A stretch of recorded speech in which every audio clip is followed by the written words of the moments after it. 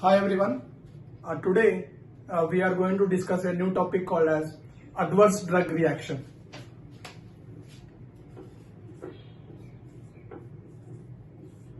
See, what are adverse drug reactions? In generally, the drug reactions are classified into two types. So let us classify them. Drug reactions.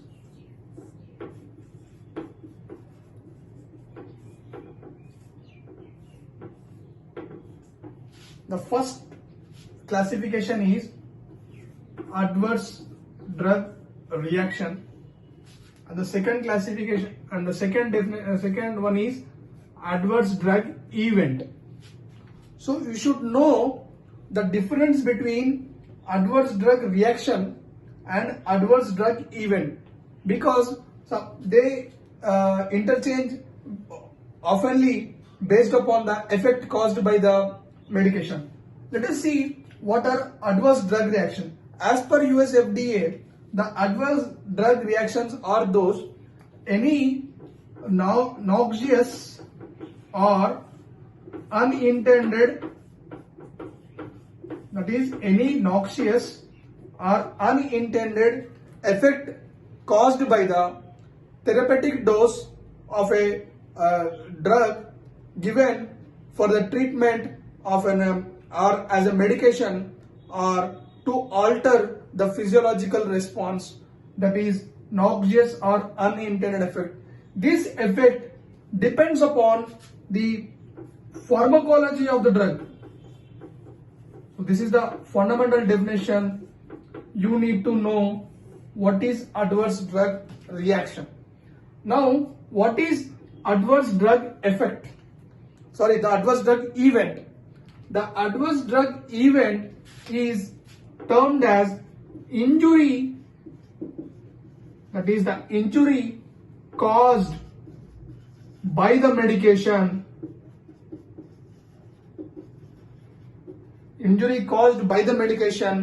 under treatment, which includes adverse drug reaction. So these two differences you need to know. The adverse drug reaction will produce noxious or unintended effect. This unintended effect will have certain pharmacology on the human body, okay, but these effects are dose dependent, as well as or they have certain morbidity.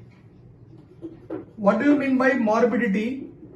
Because these adverse drug reaction will cause certain physiological changes in the body, but they are not fatal enough to cause mortality. So this is what they have high morbidity. This is called adverse drug reactions will have high morbidity, less mortality. So this is what you need to know. Whereas adverse drug event will have high mortality, that is high mortality and less morbidity. So see, there is no less morbidity. Once you have mortality, the morbidity is also included into that. So that is fundamental definition of adverse drug reaction and adverse drug event. So let us see further in detail classification of adverse drug reactions. So the adverse drug reactions are again further divided into avoidable, that is avoidable adverse drug reaction, and unavoidable adverse drug reaction. What do you mean by avoidable? That means this event can be avoided. Suppose you have a pharmacophore, that is a drug of your choice. Let me draw some example drug. So I am just giving you a structure of your any example of your drug. Suppose I have a fluorine here. Now this fluorine is causing some adverse reaction. So this one, I know that this fluorine is having some adverse reaction. Simply I am changing this fluorine to another molecule such as methyl group. So in doing so, I am avoiding the adverse drug effect which is going to act on the body. Such type of adverse drug reactions are called as avoidable drug reactions, whereas unavoidable drug reactions, because these do not have any role on pharmacology or physiology of the body, but they have role on genetic variation. So to identify the unavoidable variation, this is possible only after post-marketing surveillance. That is, once you market your product globally in all the countries, you can identify what are the changes that the drug is causing onto the various populations due to genetic predisposition or genetic variations. Such changes you can further incorporate and convert the unavoidable into avoidable adverse drug reaction. This is the fundamental information you need to know about adverse drug reaction. Let me classify further adverse drug reactions. The adverse drug reactions are further classified into A, B, C, D, E and F. This is the ultimate class of classification of adverse drug reaction, in which the F stands for the F. This F is generally not included by the USFDA's definition. The USFDA definition of adverse drug reaction does not include F. That is, F stands for failure to execute desired pharmacological activity. Desired pharmacology. So this definition is not approved by USFDA, but it is a generalized definition where a medication failed to affect the pharmacology of the human body or any physiological changes. Such type of adverse drug reaction are called as type F. Let us see type A. See, the type A drug reactions or adverse drug reactions generally are dose dependent. So this is what you need to know.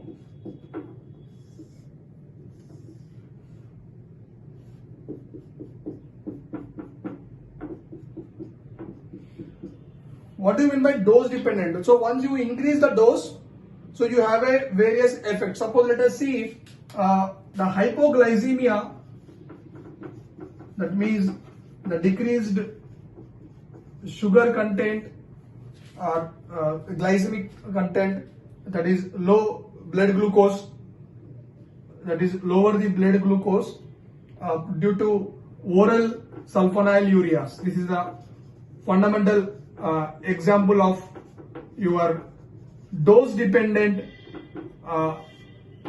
examples. This is called as type A adverse drug reactions. Let us see type D adverse drug reactions.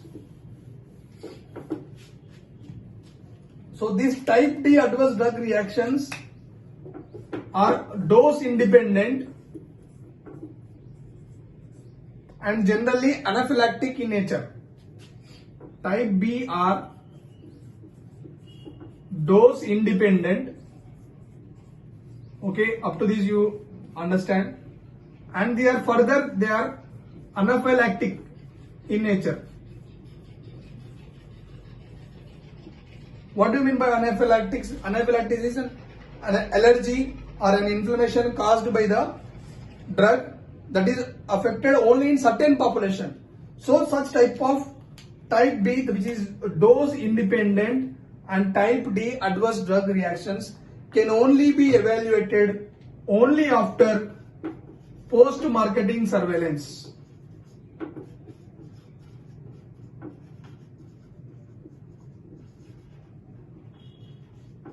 Again, what is post-marketing? You market your product and you see what are the effect it causing onto the human. For example, if you take insulin, insulin is not allergic to all the population, it is only allergic to certain population. and there are certain other pseudo allergic reactions created by vancomycin. So these are all the classification comes under type B adverse drug reactions. Let us see the other types. Now here comes the type C. So the type C itself tells you that the C is cumulative. What do you mean by cumulative?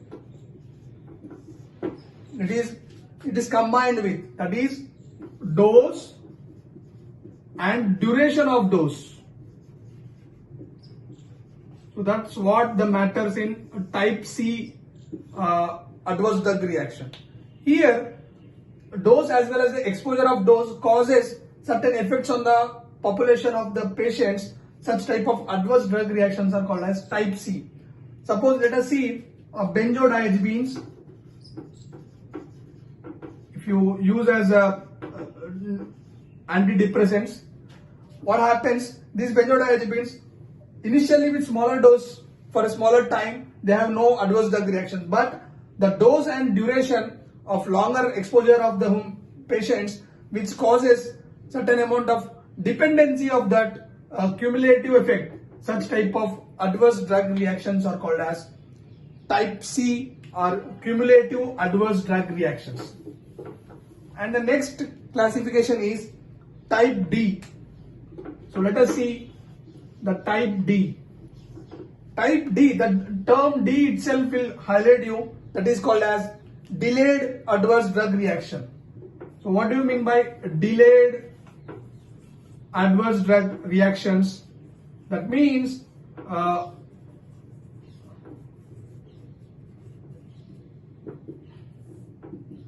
the adverse drugs reaction may be delayed, that is the carcinogenicity or teratogenicity is expressed after longer time of exposure, or sometimes even if a patient is injected with the or in tablets or injection of certain drugs, the fetus or the child which is going to be delivered maybe have teratogenicity. For example, you have a thalidomide. Here the dose as well as the enantiomeric forms of drugs which are used, which causes the certain types of adverse drug reactions. Such type of adverse drug reactions are called as type D adverse drug reactions. Let us see the last class of adverse drug reaction. This type of adverse drug reactions are called as type E. The type E class are termed as withdrawal drugs. What do you mean by withdrawal syndrome? When you all of a sudden you avoid certain medications such as nicotine, alcohol, you have certain dependence. Such dependence of these drugs to on a human beings are called as type E adverse drug reactions. So the fundamental approach is to classify the adverse drug reactions and adverse drug events, as well as various types of adverse drug reactions and their effect to the human beings, and genetic predisposition of your changes in the population. Let us see some examples which causes. Suppose if you take INH, isoniazid hydrazide, which is used in tuberculosis, or even you can see as influenza, or sometimes even TB, where certain population acetylate the isoniazid hydrazide differently. The different the difference in acetylation of certain population changes from country to country, population to population, and various genetic predisposition factors affects the factors of acetylation of isoniazid hydrazide. So in that, what happens? There is a deficiency of cytochrome P23AC, some enzyme of cytochrome P450 complex, which is responsible for acetylation of isoniazid hydrazide. Thereby, it causes a toxic or adverse drug effect in the human population. So here you will be very careful enough in identifying certain population. So in worldwide, the WHO, World Health Organization, has started, that is, programs such as pharmacovigilance programs, hemovigilance programs. Let us see what happens in India. We have the regulatory bodies where PVPI, that is Pharmacovigilance Program of India, whereas HVPI, that is Hemovigilance Program of India, and even certain other blood products are also included in the hemovigilance part. Pharmacovigilance, that is the post-marketing surveillance. If you have any adverse drug, you can even report on the portal of your PVPI, where thereby the overall centers can elucidate the factors of adverse drug effects as well as the adverse drug events. Whereas finally I will conclude by saying that the adverse drug effects and adverse drug events. The adverse drug effects are intact with the chemical properties of a drug which cannot be avoided, whereas the adverse drug events are with the genetic modification or variation in the populations which can be avoided by large sampling of population after post-marketing surveillance. Hope you understand my lectures. If you are, like, subscribe and share among your friends. Thank you.